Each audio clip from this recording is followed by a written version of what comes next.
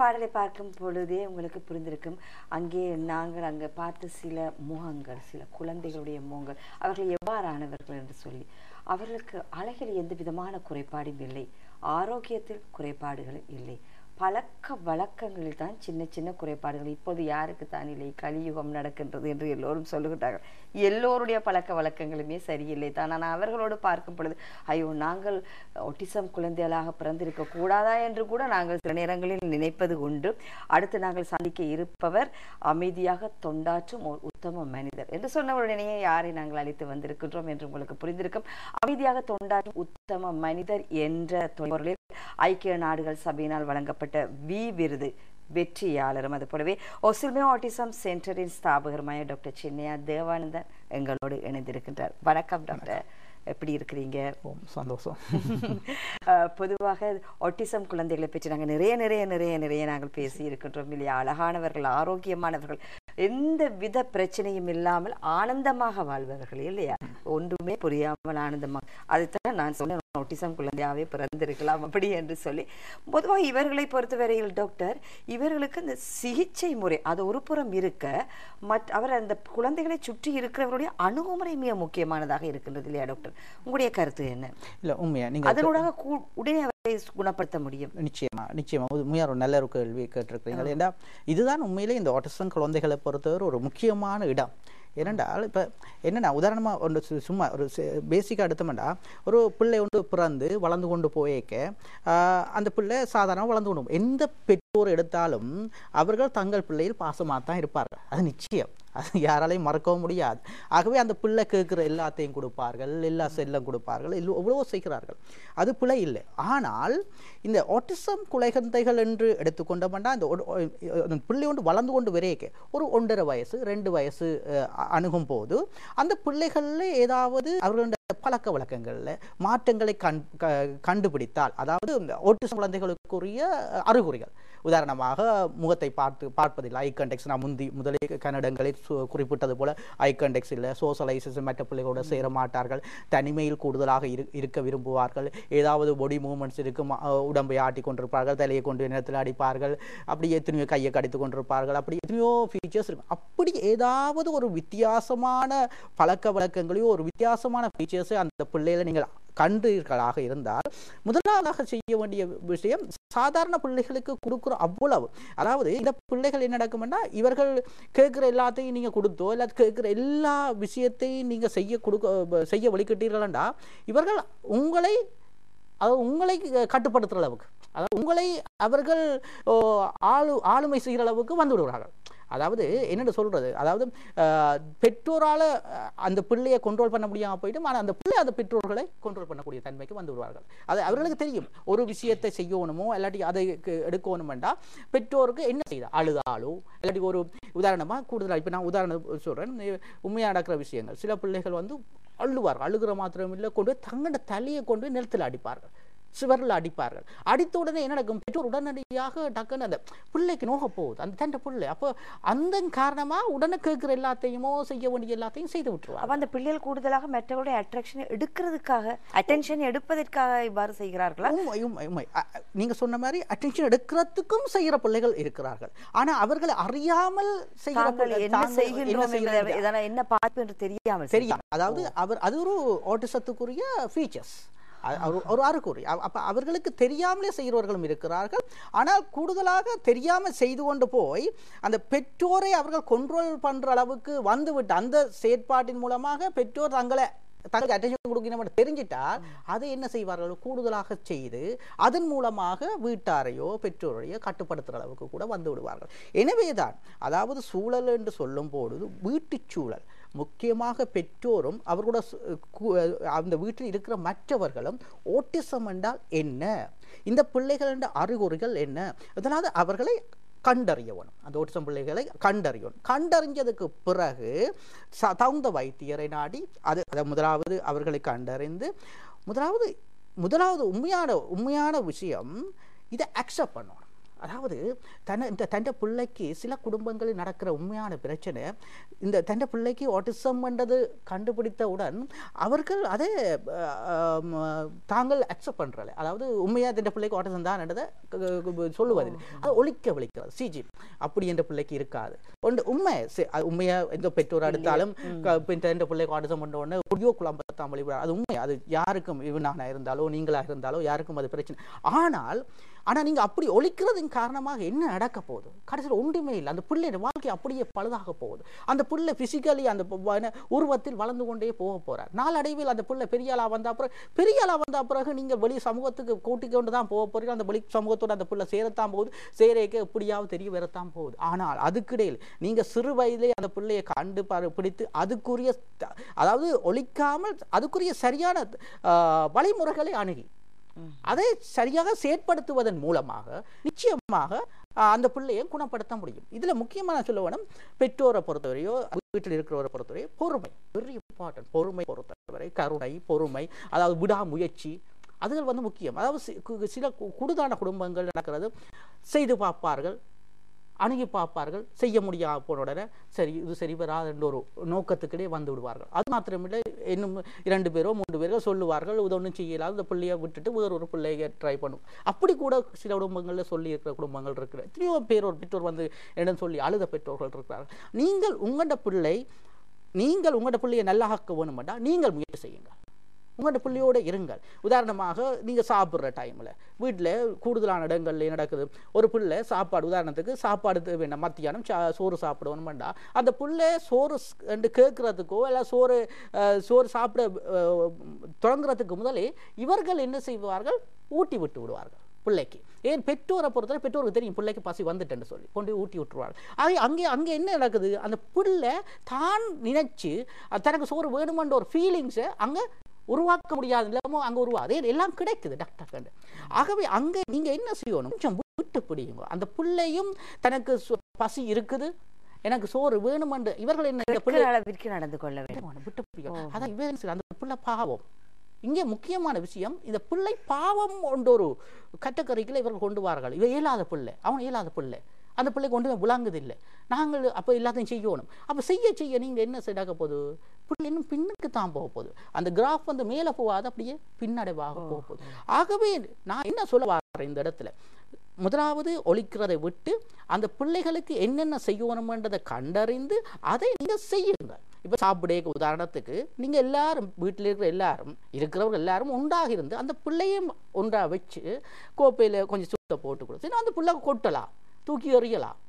என்ன செய்கிறது, 2 நாள் தூக்கி வருவான், 3 நாள், 1 மாதம் தூக்கி எறியலாம். விடா முயற்சியாக திரும்ப கொடுக்க அந்த பிள்ளைக்கு விருப்பத்தை வேற பண்ணி விட்டா பிறகு கூடுதலான பிள்ளைகள் முதலாவதாக இப்படி தான் எடுத்து சாப்பிடுவார்கள், 2 பேரால் தூக்குவார்கள், எடுத்து ஒரு சோத்தை வைப்பார்கள். அப்படி பழக்கி நாளடைவில் தண்டப்பாடலையே அந்த பிள்ளைகள் சாப்பிடுவார். இது நாங்கள் செய்திருக்கிறோம். உண்மையிலேயே எங்கள் நிலையத்தை பொறுத்தவரை எங்களோட வந்த பிள்ளைகள் எத்தனையோ பிள்ளைகள் சாதாரண பிள்ளைகள் போல பிஹேவ் பண்றாரு. ஆனால் வீட்டில் சொன்னால் வீட்டில் அந்த பிள்ளைகள் வித்தியாசமாக இருக்கிறார்கள் என்று சொல்றார்கள். சில நேரங்களில் வீட்டில் தாய்க்கு அடிக்கிற பிள்ளைகள் கூட இருக்கிறார்கள். அது மாத்திரமில்லை, எந்த நேரம் அழுது கொண்டே இருக்கிறது, பிளத்து அழுகிறது, கத்தி அழுகிறது. அதான் சொல்லுவார்கள், இப்போ ஃப்ளாட்ஸில் இருக்கிற பிள்ளைகளில் கீழ் வீட்டில் இருக்கிற வீட்டுக்காரர் என்ன உங்களோட பிள்ளை அழுது கொண்டு இருக்கிறன்னு சொல்கிற அளவுக்கு பிள்ளைகள் பிளத்து கத்தி அழுவார். அங்கே பெற்றோர் ஒன்றுமே செய்யலை, பிள்ளைக்கு அடிக்கவும் இல்லை, ஒன்றும் செய்யலை. ஆனால் அந்த பிள்ளை அதோட ஆட்டிசம் ஃபீச்சர்ஸ். ஆனால் இப்போ நாங்கள் எங்களிடத்துக்கு கொண்டு வந்தோம்னா எங்களோட அந்த பிள்ளை கொண்டோலுக்கு வந்திருக்கிறேன். அப்போ நான் என்ன சொல்ல வரேன், அப்போ எங்களுடன் அந்த பிள்ளை கொண்டோலுக்கு இருக்குதுன்றால், அந்த பிள்ளைக்கு எல்லாம் விளங்குதுன்றா, அந்த சந்தர்ப்பத்துக்கு ஏற்ற மாதிரி அந்த பிள்ளை நடந்து கொள்ளுது. அதாவது அவைண்ட வீட்டில் இருக்கிற சூழ்நிலையை அந்த பிள்ளை புரிந்து கொண்டபடி அதனை அங்கே ஒரு விதமாகவும் எங்களுடன் ஒரு விதமாகவும் அந்த பிள்ளை நடந்து கொள்ளுது. அப்போ எங்களுடன் அப்போ இந்த பிள்ளை நல்லபடியாக நடக்குதுன்றால் ஏன் அந்த பழக்கத்தை வீட்டிலும் அதை கொண்டு வெளியே முடியாது. ஆகவே முயற்சி செய்யுங்க. முயற்சி செய்து அந்த பிள்ளைகளுக்கு எது செய்ய வேணுமோ அதை சரியாக செய்வதன் மூலமாக இந்த பிள்ளைகளை நாளடைவில் ஒரு நல்ல நிலைமை கொண்டு அதான் சொல்லணும். இந்த சிகிச்சையை விட இல்லையா அந்த பெற்றோர்களுடைய முக்கியமாக பெற்றோருடைய பங்களிப்பு முக்கியமானது இல்லையா? அணுகுமுறை மிக மிக முக்கியமானது. பெற்றோர் மாத்திரமல்ல, அந்த பிள்ளையை சுற்றி இருக்கிற சகோதர சகோதரிகளாகட்டும் இல்லையா, அந்த பிள்ளையை ஒதுக்கி வைக்காமல் எத்தனை பேர் லட்சக்கணக்கானவர்கள் பிள்ளை இல்லாமல் கஷ்டப்படுகின்றார்கள் இல்லையா? இப்படியான ஒரு பிள்ளை கிடைத்தவுடன் முக்கியமாக இந்த பிள்ளையில் ஒரு வித்தியாசம் கண்டவுடனே வெட்கப்படாமல் டாக்டர் சொன்னது போலவே வைத்தியரை நாடி சென்று அதற்கான ஆலோசனைகளை நீங்கள், நான் நினைக்கிறேன் பிள்ளைக்கு சிகிச்சை கொடுப்பதற்கு முன்பதாக நீங்கள் பெற்றோருக்கு முதலில் ஒரு ஆலோசனை கொடுப்பீர்களாக இருக்கும் இல்லையா டாக்டர்? நிச்சயம், அது முக்கியமான விஷயம். அது இது ஒரு this is one of the team work. உண்மையிலேயே எல்லாரும் சேர்ந்தால்தான் ஒரு ஆட்டிசம் பிள்ளையை குணப்படுத்த முடியும். ஒரு வைத்தியராலேயோ அல்லது அதாவது சிகிச்சை செய்கிறவர்களாலேயோ தனியாக அந்த பிள்ளையை குணப்படுத்த முடியும்னு சொல்ல முடியாது. எல்லாரும் சேரணும். நான் முதல் கூப்பிடுறது உதாரணத்துக்கு நீங்கள் சொன்னீர்கள் பெற்றோர் மட்டும் சகோதரங்கள் மட்டுமன்று இல்லாமல் கூடுதலான வீடுகளில் அந்த பிள்ளை பெற்றோர் இருவரும் வேலைக்கு போகிறதன் காரணமாக பிள்ளை இருக்கிறாருங்க. உதாரணமாக ஒரு வீட்டில் வேலை செய்கிற ஒரு ஆளோடையோ சர்வெண்ட்டோடையோ அல்லாட்டி போனால் அவர்களுடன் அந்த வயசு ஆக்களுடன், அதாவது பேரன் பேத்தியுடனோட இருக்கிறார். அங்கே என்ன நடக்குது, இந்த பிள்ளைகள் கூடுதலாக இந்த ஆட்டிசம் பிள்ளைகள் தனியாக இருந்து ஏதாவது ஒரு வேலையை செய்து கொண்டு, அதாவது இவர் ரிப்பீட்டேட்டிவ் பிஹேவியர்ஸ் இவர்களிடம் இருக்கும். அதாவது ஜீரோ டைப் பிஹேவியர் என்று சொல்லுவார்கள். அதாவது ஒரு விஷயத்தை திரும்ப திரும்ப திரும்ப செய்து கொண்டிருப்பார்கள். ஒரு விளையாட்டு சாமனை கொடுத்து அது விளையாடி கொண்டிருப்பார்கள். ரோக்கிங் சில பிள்ளைகள் இப்படி ஆடிக்கொண்டே இருப்பார்கள். நேரத்தில் இப்படி படுத்து கிடந்தோன்னு தலையை அடிச்சு கொண்டிருக்கிற பிள்ளைகளோட இருக்காங்க. அப்போ என்ன நடக்குது, இப்போ இந்த வீட்டில் தெரியாதங்காரனா பெற்றோர் விட்டுட்டு போன பிறகு இப்போ வீட்டில் இருக்கிறாங்களோ இல்லாட்டி போனால் சர்வெண்ட்டோ அந்த பிள்ளை அவைக்கு தேவை டிஸ்டர்ப் பண்ணாமல் அந்த பிள்ளை இருக்கணும். அந்த பிள்ளை ஆட்டிசம் பிள்ளையில பொறுத்து தனி ஒரு இடத்துல விட்டால் சத்தம் போடாமல் தங்கண்ட பாடல ஏதோ செய்து கொண்டு இருப்பார்கள். அப்போ இவர்கள் என்னது அந்த பிள்ளையை தனியாக விட்டு போட்டு தங்கண்ட வேலையை பார்த்து கொண்டு இருப்பாங்க. அங்கே என்ன நடக்குது, இந்த ஆட்டிசம் பிள்ளைகளோட ஃபீச்சர்ஸ் இன்னும் கூட போகுது. ஏன் அந்த பிள்ளை அங்கே என்ன செய்யுது, தனியாக இருக்குதுன்ற என்ன அர்த்தம், அதாவது எங்கெண்ட உலகத்தில் பிறந்து வேறொரு உலகத்தில் அந்த பிள்ளை வாழ்ந்து இருக்குது. அது ஆட்டிசம் வேர்ல்டு, அதாவது ஆட்டிசத்துக்குரிய அந்த பிள்ளை அங்கே விளையாடி கொண்டிருக்குது யாரோட, ஆட்டிசத்தோட. அப்போ என்ன நடக்க போகுது, அப்படி தனியாக இருக்கே அந்த பிள்ளை சந்தோஷமாக தான் இருக்குது. அப்போ உங்களுக்கு டிஸ்டர்பன்ஸ் இல்லை, ஆனால் அந்த பிள்ளைக்கு ஆட்டிசம் ஃபீச்சர்ஸ் என்ன செய்யப்போகுது, இன்னும் கூடிக்கொண்டே போகும். ஆகவே நிச்சயமாக இந்த பிள்ளைகளுடன் வீட்டில் இருக்கிறவர்கள் ஆஸ் அ ஷேடோ, அதாவது ஒரு நிழல் போல பின்னுக்கு இருக்கும். பின்னுக்கு இருக்கிறான்னு கூட சும்மா போய் பின்னுக்கு இருந்து பிரயோசனம் இல்லை.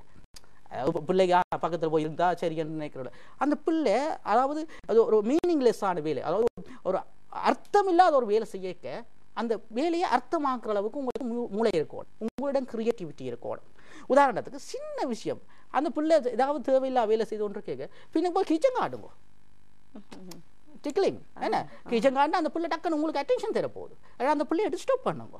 இல்லாட்டி வேறு ஒரு அந்த பிள்ளைக்கு விருப்பமான ஒரு கலர் லைட்டையோ இல்லாட்டி ஏதோ உண்டு அங்கே வீசி விட்டு அந்த பிள்ளை அடக்கணும் அதை பார்க்க போகுது. அதாவது அந்த பிள்ளை ஆட்டிசம் வேர்ல்டுக்குள்ளே போகிற தருணங்களை நாங்கள் குறைத்து எங்கள் பக்கத்துக்கு இழுத்தெடுக்கணும். இப்போ உதாரணத்துக்கு இப்போ நான் சொல்கிறேன், உதாரணமாக இப்போ நடுவில் ஒரு பிள்ளை இருக்குது, அந்த ஆட்டிசம் பிள்ளை இருக்குன்னு. இப்போ நாங்கள் இங்காலி பக்கத்தில் நாங்கள் இருக்கிறோம், பெற்றோராகி நாங்கள் இங்காலி பக்கத்தில் ஆட்டிசம் இருக்குன்னு வைங்களேன், ஆட்டிசம் ஒரு ஆள் இருக்கிறேன். அப்போ இந்த பிள்ளையை நீங்கள் விட்டு விட்டு தூர போக அந்த பிள்ளையை யார் கூட்டிக்கொண்டு போக போகுது, ஆட்டிசம் எடுத்து கொண்டு போயிட்டோம். அதே நேரம் நீங்கள் கிட்ட அந்த பிள்ளையை எடுத்துக்கொண்டு வேற நீங்கள் நெருங்க பிள்ளையை ஆட்டிசம் விட்டு போடு விளத்தி ஓடிடும். ஒன்றா அப்புறம் உங்களோட பிள்ளை சாதாரண பிள்ளை. ஆகவே இப்போ நீங்கள் முதலாவது சொன்னது போல நீங்கள் தொடங்கிக்க ப்ரோக்ராம் ஆட்டிசம் பிள்ளை எல்லாருக்கும் இந்த ஆட்டிசம் ஃபீச்சர்ஸ் இருக்குது. நாங்கள் எல்லாருமே ஆட்டிசம் தான் ஒரு வகையில் சொல்ல போனோம். அப்போ எங்களுக்கு 100% அந்த பிள்ளையை சாதாரண பிள்ளை ஆக்கி ஒரு சாதாரணமாக்கணுன்ற அவசியம் இல்லை. அந்த பிள்ளை இண்டிபெண்டாக வாழ்கிற அளவுக்கு ஒரு சாதாரண மனிதனாக சமூகத்தில் தண்ட வேலையை தான் டாய்லெட்டிங், அதாவது குடிக்கிறதுலேருந்து பஷிங்லேருந்து அவர் ஒரு தண்ட வேலையை செய்து ஒரு கடைக்கு போய் சாமான் வேண்டிய தண்ட வாழ்க்கையை கொண்டு போகிற அளவுக்கு அதுக்கேற்ற அளவுதாலும் அந்த பிள்ளையை உருவாக்குறதுக்கு முயற்சி செய்தே ஆகணும். அந்த ஒட்டிசம் ஃபீச்சர்ஸை குறைப்பதும் கூட்டுவதும் பெற்றோருடைய கையில் தான் இருக்குது இல்லையா? கூடுதலாக வீட்டில் இருப்பவர்கள். உண்மை, பெற்றோர் சொன்னது போலவே அவர்களை விட்டு விட வேண்டும் இல்லையா? அப்படி என்று நீங்க சொன்னீங்க. எல்லாவற்றையும் செய்து கொடுக்க கூடாது, கொஞ்சம் கொஞ்சமா அவர்களையும் செய்விப்பதற்கு முயற்சி எடுக்க வேண்டும். விட்டு பிடிக்கும், அது நீங்க சொல்ற சரி, விட்டு பிடிக்கும். அதுக்காண்டி முழுக்க நாங்க பெற்றோர்களையே ஆனா கொஞ்சம் ஒரு கவனமாக இருக்க வேண்டும், அவதானித்துக் கொண்டு இருக்க வேண்டும். பெற்றோர்களையே முழு இதையும் கொண்டு போய் தாக்கத்தை போட இயலாது. பெற்றோர் இவ்வளவு கஷ்டப்படுற பெற்றோர் கஷ்டப்பட்டு இவ்வளவு முயற்சி செய்யற பிள்ளைகளோட பெற்றோரோட பிள்ளைகள் சிலது குணமடைய முடியாத தன்மையும் இருக்குது. ஏன்னா autism is one of the spectrum disorder. அதாவது ஓட்டிசம் பிள்ளைகள் ஒவ்வொரு ரேஞ்சில் இருப்பார்கள். அதாவது சில வித்தியாசமான பிள்ளைகள் இருப்பார்கள். சில சிவி ஆட்டிஸ்டிக் பிள்ளையா இருக்கலாம். சிவி ஆட்டிஸ்டிக் செல்ஃப் இன்ஜர்டாக இருப்பார்கள். தங்களுக்கு அடிக்கிறது, தலையை அடிக்கிறது, அது சொல்லவே இல்லாது. அப்போ அவ்வளோ சிவி ஆட்டிசமாக இருக்கிற ஒரு பிள்ளையை வந்து பெற்றோர் தனியை வைத்து அவர்களை மேனேஜ் பண்ணலாம்ன்றது நடக்கிற காரியம். சீரியஸாக இருக்கும் ஆட்டிசம் பிள்ளைகள் எடுத்தால் கூட அவர் ஏதோ ஒரு சின்ன விஷயத்திலிருந்து தானே ஆரம்பித்திருப்பார்கள். சரியாக கவனிக்கப்படாமல் விட்டதால் தானே அவ்வளவு நல்ல விஷயம் நீங்க சொல்றது. உண்மை நீங்க நல்லா சொல்றீங்க. அதாவது இந்த சூழல் எங்கட சூழலும் எங்கட சுற்றமும் அந்த ஓட்டிசத்தை கூட்டிலும் கூட்டலாம், இல்லாமல் பண்ணிலும் இல்லாம பண்ணலாம். சில கிராமப்புறங்கள் எடுத்தீங்கன்னா சில இடங்கள்ல ஓட்டிசத்தோட ஒரு பிள்ளை பிறந்திருக்கலாம். ஆனா சில நேரங்கள் அந்த பிள்ளை நாளடைவில் அந்த ஓட்டிசம் இருந்த பெற்றோருக்கும் தெரியாது, பிள்ளைக்கும் தெரியாது, சாதாரண பிள்ளையா வந்துடும். ஏன் பக்கத்துல வீட்டுக்கார பிள்ளை வெறும் பெரிய வளவுகள் இருக்கும், பிள்ளை ஓடும் விழும், என்ன காயம் வெறும் ரத்தம் இருக்கிற ஓட்டிசம் சான்சஸ் இருக்கு. அப்ப சொல்ற சரி, அதாவது எங்கன சூழல் சில நேரம் அதை கூட்டலாம். அந்த முதலாவது இந்த ப்ரோக்ராம் தொடங்கி பாட்டை பார்த்தோம்னாங்களே, அந்த பாட்டுல பாத்தீங்கன்னா அதாவது அழகான அந்த வரி தொடங்குது. அந்த வயிற்றுலேருந்து ஒரு பிள்ளை பிறந்தாலே வாழ்க்கையில அந்த பிள்ளை வின் போட் ஆகாம அந்த பிள்ளை பிறந்துட்டாலே அந்த வின்னு தான் அந்த பாட்டில் தொடங்குது. அதே போல இந்த விடாமுயற்சி அந்த பாட்டில் பார்த்தீங்கன்னா அந்த படத்துல இருக்க அந்த பிள்ளை எடுப்பா அந்த படத்தை எடுத்து பார்த்தா தெரியும். அந்த பிள்ளை கடைசியில் இவ்வளோ ஒரு பெரிய ஆளா வந்து ஒரு பெரிய ரன்னரா வந்து ஒரு பெரிய ஸ்போர்ட்ஸ் மேனாக வர்றாரு. அது தகப்பனின் முயற்சி, அங்கே தாய்மையில தகப்பனின் முயற்சி, தகப்பன் இவ்வளோ கஷ்டப்பட்டு இவ்வளோ அங்கே முக்கியமா அந்த தகப்பன் விடாமுயற்சி. அந்த விடாமுயற்சி என்றது இந்த இடத்துல ஓட்டிசம் குழந்தையில பிற மிக மிக மிக முக்கியமான விஷயம். அது பொறுமையும் விடாமுயற்சியும் இல்லாமல் இந்த பிள்ளைகளை சரி கட்டவே இயலாது. சிகிச்சை மட்டுமண்டில்லை, சிகிச்சையோடு சேர்த்து நாங்கள் சொல்லிக் கொடுக்குற அட்வைஸை பெற்றோராகிய நீங்களும் வீட்டில் இருக்கிற எல்லோரும், ஈவன் முதலாவது விஷயம் வீட்டில் இருக்கிற வயசு போனவர்கள். சில வீடுகளில் என்ன பெற்றோர் எவ்வளவு முயற்சி செய்தாலும் வீட்டில் இருக்கிறவர்கள் சிச்சி அவனுக்கு கொண்டு இல்லை, வடிவான பிள்ளை தான், அவனுக்கு கொண்டு இல்லை, இது சும்மா இடத்துக்கு கொண்டு திரிகிறீர்கள், இது என்னத்துக்கு ட்ரீட்மெண்ட் செய்கிறீங்கன்னு கூட குழப்பி அதை ஒன்றுமே செய்யாமல் அவ்வளோ முன்னேற்றி கொண்டு வரைக்கும் வீட்டு கொண்டு வச்சு பிள்ளை கேட்குற எல்லாத்தையும் கொடுத்து போட்டு இருக்கிற பெற்றோர்கள் என்ன வீட்டில் இருக்கிற பெற்றோர்களும் இருக்கிறார்கள். அவர்களுக்கு முதல்ல சிகிச்சை கொடுக்க வேண்டும் இல்லையா டாக்டர்? உண்மையிலே எல்லாரும் இதில் ஒத்துழைக்கவும். இந்த பிள்ளைகள் முக்கியமா சொல்ல வேணும், நான் நெடுகளும் திருப்ப சொல்ற வருஷம் இது யாருக்கும் இந்த இனமும் இந்த பிள்ளைகள் பெறலாம். ஒருத்தர் கூட இதுல வீரம் கதைக்கலாது. இந்த பிள்ளை எனக்கு இவருக்கு தான் பிறந்திருக்கு, இவ பாவம் செய்தபடியா இவருக்கு தான் பிறந்திருக்கு, எங்களுக்கு இப்படி ஒரு பிள்ளை இல்லையே என்று. ஏன் ஓட்டிசம் பிள்ளைகள் ஏன் பிறக்கிறார்கள் என்றது இந்த உலகளாவிய ரீதியில் இதுவரைக்கும் யாருக்குமே தெரியாது. ஆகவே எல்லாருக்கும் இப்படியான பிள்ளைகள் பிறக்கலாம். ஆகவே மற்ற இந்த பிள்ளைகளோட பெர்சன்டேஜ் இப்போ கூடிக்கொண்டே போகுது. ஆகவே இதை பற்றி எல்லாரும் விழிப்புணர்ச்சி என்றது மிக முக்கியம். ஆட்டிசம் குழந்தைகளுடைய பிறப்பு கூடிக்கொண்டே போகிறது. நிச்சயமா கூடிக்கொண்டே போகுது. முதல் முந்தி சொல்ல போனா நாங்கள் 1000 பிள்ளைக்கு ஒரு பிள்ளை, 500 பிள்ளைக்கு ஒரு பிள்ளை பிறந்தார்கள். இப்போ ஒரு 40-50 பிள்ளைகள் பிறக்க ஒரு பிள்ளை ஆட்டிசமாக பிறந்து விட்டுருக்கிறார்கள். அவ்வளோத்துக்கு அதோட பெர்சன்டேஜ் கூடிக்கொண்டே போகுது. அதுக்கு காரணங்கள் இருக்கலாம், எங்களுக்கு அது சரியான காரணங்கள் சொல்ல முடியாது, ஆனால் பெர்சன்டேஜ் கூடிக்கொண்டு. ஆகவே யாருக்கு இந்த பிள்ளை பிறக்க மட்டும் ஒரு தராலையும் சொல்லிடலாம், ஒரு தரம் சேலஞ்சு. சரி, வீட்டில் முதலாவது பிள்ளை நார்மல் பிள்ளையா, ரெண்டாவது பிள்ளை ஆட்டிசம் பிள்ளையா பிறக்கலாம். சரி, முதலாவது பிள்ளை ஓட்டிசமாக இருக்கலாம், ரெண்டாவது பிள்ளை நார்மல் பிள்ளையா பிறக்கலாம். ஆனால் அதுக்கான ஒரு பிள்ளை ஓட்டிசம் பிள்ளையா பிறந்துட்டுன்னா அடுத்த பிள்ளையும் கட்டாயம் ஓட்டிசமாக பிறக்குமென்று பயப்படும். அதில் சில பெற்றோர் அதில் ஒரு பெரிய இஷ்யூ இருக்குது. முதலாவது பெற்றோர் முதலாவது பிள்ளை ஃபர்ஸ்ட் பிள்ளையா பிறந்துடும், ரெண்டாவது பிள்ளையை பிறவே மாட்டார்கள். காரணம் என்ன? அவர்களுக்கு பயம். ஏன் இரண்டாவது பிள்ளையும் ஓட்டிசமாக பிறந்துட்டால் ஒரு பிள்ளையை வச்சு அவர்கள் மேனேஜ் பண்ணுறது இவ்வளோ கஷ்டம். உண்மையாக அந்த பெயின், அந்த நோய் இருக்கிற அந்த குடும்பம், அந்த அப்படி ஒரு பிள்ளை இருக்கிற குடும்பத்துக்கு தான் தெரியும் இந்த குழந்தைகளை வைத்துக்கொண்டு அவர்கள் படுற கஷ்டங்கள். விலங்குகள் அவர் ரெண்டாவது பிள்ளைகளை பெற மாட்டார்கள். ஆனால் நான் இங்கே முக்கியமாக குறிப்பிட விரும்புகிறேன், கட்டாயமாக ரெண்டாவது பிள்ளையும் ஓட்டிசமாக பிறக்கும்ன்றதை நீங்கள் நினைக்கவே வேண்டாம். அது எங்கேயாவது ஒரு இடத்துல பிறக்கலாம், எங்கேயாவது குடும்பத்தில் ரெண்டாவது பிள்ளையும் ஓட்டிசமாக பிறக்கலாம், இல்லைன்னு நான் சொல்ல மாட்டேன். ஆனால் இல்லை, அப்படி நெடுகாலம் ஒரு பிள்ளை பிறந்தால் ரெண்டாவது பிள்ளையும் ஓட்டிசமாக பிறக்கும்ன்றது இல்லை. ஆகவே நீங்கள் அதை பற்றி பயப்பட வேண்டிய அவசியம் இல்லை. உண்மையில் நாம் சொன்ன போல இந்த பிள்ளைகளை வைத்திருக்கிறவர்களுக்கு தான் இப்போ நான் இதில் கதைச்சு கொண்டிருக்கிறது கூட. இப்போ சாதாரண ஒரு மண் எடுத்தாலும், சாதாரண ஒரு குடும்பத்தை எடுத்தோம்னா இதை கூட அவர்கள் பெருசாக படுத்தவும் மாட்டார்கள். சில நேரம் சொல்லலாம், எனக்கு கூட ஒன்று சொல்லி கொண்டு போகலாம், இவரும் சும்மா வச்சு கொண்டிருக்கிறார் கூட. ஆனால் இது ஒரு மிக முக்கியமான சமூகத்தில் இருக்கிற ஒரு முக்கியமான பிரச்சனை இந்த ஓட்டிசம் பண்றது. ஆகவே எல்லாரும் இதை பற்றி அறிந்திருங்கள். ஏழுமான அளவுக்கு அந்த பிள்ளைகளுக்கு உதவி செய்யுங்கள். இப்போ உதாரணமாக சமூக மண்டைக்கு ஒரு கிராமத்தில் இந்த இப்படியான பிள்ளைகள் விரைக்க ஒரு இடத்துக்கு போய்க்க மற்ற சாதாரண பிள்ளைகள் என்ற பெற்றோர் என்ன செய்யற இந்த பிள்ளைகளோட சேர விட மாட்டார்கள். இன்னும் ஒன்று இருக்கிறது டாக்டர், நாங்கள் வீட்டுக்குள்ளே தான் நாங்கள் பேசி கொண்டிருக்கிறோம் இல்லையா டாக்டர்? இப்பொழுது ஏதாவது ஃபங்க்ஷன் அப்படி இப்படின்னு சொன்னால் வெளியே அழைத்து செல்ல வேண்டிய நிலைமை ஏற்படலாம் இந்த பிள்ளைகளை இல்லையா? நீங்கள் முதலில் சொன்ன மாதிரி சில பெற்றோர் வெக்கமாக இருக்கும் அவர்களுக்கு அந்த பிள்ளைகளை வெளியே எடுத்து செல்வதற்கு அப்படின்னு சொல்லி. ஆனால் எடுத்து செல்லாமல் போகும் இடத்து இவர்கள் உள ரீதியாக தாக்கப்படுவார்கள் இல்லையா? அப்படி உள ரீதியாக தாக்கப்படும் அளவிற்கு அவர்களுக்கு அந்த உணர்வுகள் இருக்கிறதா டாக்டர்? நிச்சயமா. அதாவது இவர்கள் உள ரீதியா தாக்கப்படுறதும் பார்க்க ஒதுக்கப்படுகின்றோம். அதாவது இவர்களை சோஷலைசேஷன், இவர்கள் நோமலே ஓட்டிசம் பிள்ளைகள் தனிமையை விரும்புகிற பிள்ளைகள், தனியாக இருக்கிறதுக்கு விரும்புகிற பிள்ளைகள். ஆகவே நாங்கள் அந்த மற்றவர்களுடன் சேர்றதையோ அந்த ஃபங்க்ஷனுக்கு கூட்டி கொண்டு போகாமலோ வெளியில் கூட்டி கொண்டு விட விட விட இன்னும் இந்த பிள்ளை தனிமைப்படுத்தப்படுகிறது தானே. அப்போ தனிமைப்படுத்தப்பட என்ன நடக்கும்? ஆட்டிசம் ஃபீச்சர்ஸ் இன்னும் கூடிக்கொண்டே போகுது. ஆகவே இங்கு உண்மையிலே நீங்கள் சொன்ன போல ஒரு ஃபங்க்ஷனுக்கு கூட்டி கொண்டு போகிறது மிக முக்கியமான விடயம். ஆனால் உண்மையாக ப்ராக்டிக்கலாக சொல்ல உண்மையான அந்த விஷயம் ஒன்று சொல்கிறேனே, ஒரு அம்மா அப்பா வந்து சொன்ன விஷயம், தாங்கள் கல்யாண வீட்டுக்கோ எங்கேயாவது போனால் முதலாவதாக ஒரு நாள் கூட தாங்கள் 2 பேரும் ஒன்றாயிருந்து சாப்பிட்டது வாழ்க்கையில் இல்லையா. முதலாவதாக தாய் சாப்பிடுவார், இல்லை தகப்பன் சாப்பிடுவார், பிள்ளையை ஒருவர் கூட்டிக்கொண்டு வெளியில் வச்சுக்கிறது. பிறகு தாய் போய் பிள்ளையை வெளியில் வச்சு கொடுக்குற, தகப்பன் போய் சாப்பிட்டுட்டு வெட்டிங்கில் கூட அந்த கல்யாண வீட்டில் மிச்ச நேரம் நிற்கிறதும் இல்லையா, டக்குன்னு போயிடுவார். காரணம் என்ன? அந்த பிள்ளை வந்து அங்கே என்ன அந்த மீசைக்கு போகும், அதில் ஓடும், இதை ஓடும், அதை தட்டும் இதை தட்டும், அந்த அதாவது அந்த பிள்ளை என்ன செய்கிறன்னு தெரியாமல் கணக்கு செய்தால் டிஸ்டர்பன்ஸ். அப்போ மற்றவர்கள் அந்த பிள்ளையை பார்த்து கொண்டு அந்த பிள்ளைக்கு இதை கதை சதிச்சு கொண்டு இருக்க இவர்களால் தாங்க முடியாது. அதன் காரணமாக கருணா நிற்காமல் போகிறேன். ஆனால் நீங்கள் சொன்ன இப்போ அந்த பிள்ளை இப்போ ஒரு கல்யாணம் உண்மையாக நடந்த கதை சொல்கிறேன். இப்போ ஒரு கல்யாணத்துக்கு போயிருக்கிறார்கள். ஒரு 2 கிழமைக்கு முதல் வந்து சொன்னாங்க, தங்களுக்கு வாழ்க்கையில் இதுதான் முதலாக 2 பேர் அம்மா அப்பா ஒன்றா இருந்து பிள்ளையை வச்சு சாப்பிட்ட டைம் ஒன்று சொல்லிச்சிடும். ஒரு பிரச்சனையும் இல்லை. வடிவாக அந்த பிள்ளை கல்யாணோட போது எல்லாரோடையும் பார்க்குற ஐ கான்டெக்ட் டெவலப் ஆகிருக்கு, சரியான இம்ப்ரூவ்மெண்ட். ஆகவே நான் என்ன சொல்ல வரேன், அப்போ நாங்கள் செய்திருக்கிறோம் தானே. ஆகவே இந்த ஓட்டிசம் பிள்ளைகளை செய்ய முடியாது, சரிக்கட்ட முடியாதுன்னு இல்லை. முயற்சி செய்தால், அதாவது எல்லாரும் ஒத்துழைத்தால், எல்லாரும் சேர்ந்து வேலை செய்தால் இந்த பிள்ளையை சரி கட்டலாம்.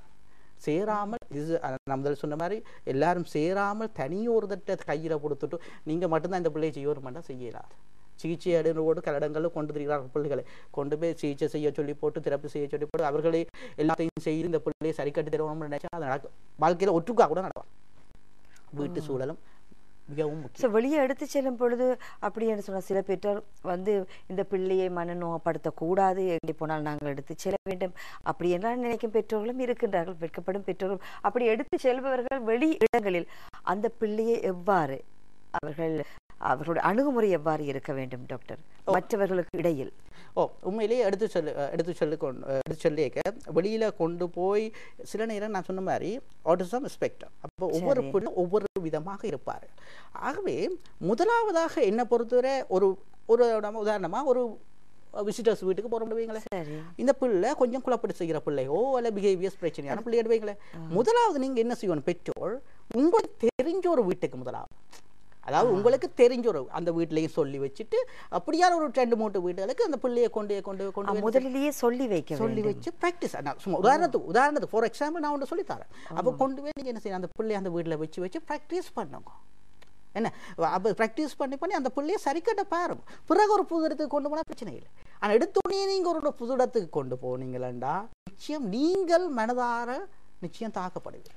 விளையாட்டுக்கு அனுப்புவதெல்லாம் கொஞ்சம் கஷ்டமா இருக்கு இல்லையா ஏனைய பிள்ளைகளோட டாக்டர்? விளையாடு அதாவது சேர்ந்து விளையாடு பிரச்சனையா இருக்காது, ஒரு காலம் பிரச்சனையா இருக்காது. ஆனால் என்ன சொல்லுங்க ஆகும், இவர்கள் அந்த பிள்ளையோட சேர்ந்து விளையாடுவார்களா?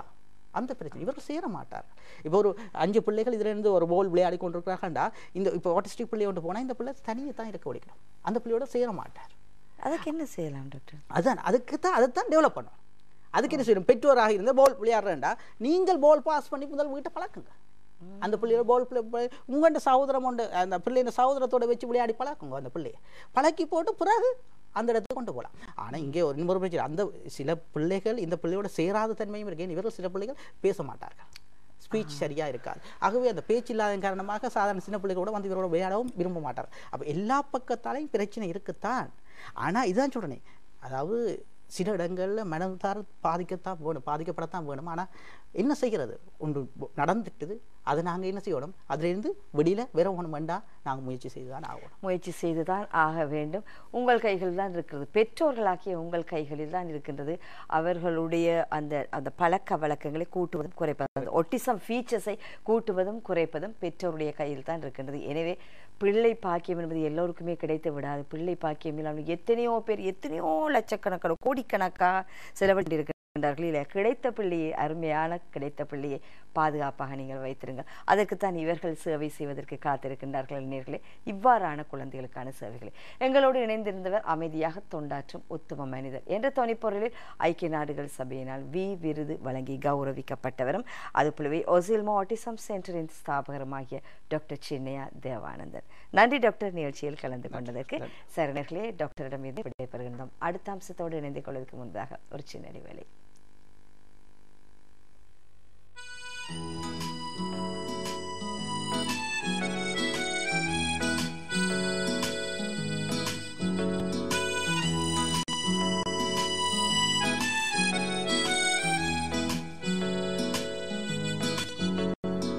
Dreams full of passion hiding in me, shining in my eyes. If only you could see.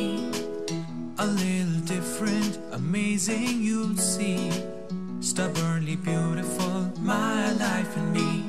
Does anybody feel the way I feel? It's you, it's her, it's him, or just me. I can't really express what I feel.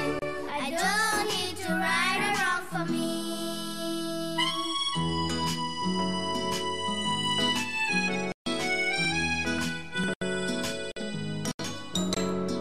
Precious as a diamond, raw one may be. The way I see how you are, ain't no difference in me. At times you excel, at places it's me.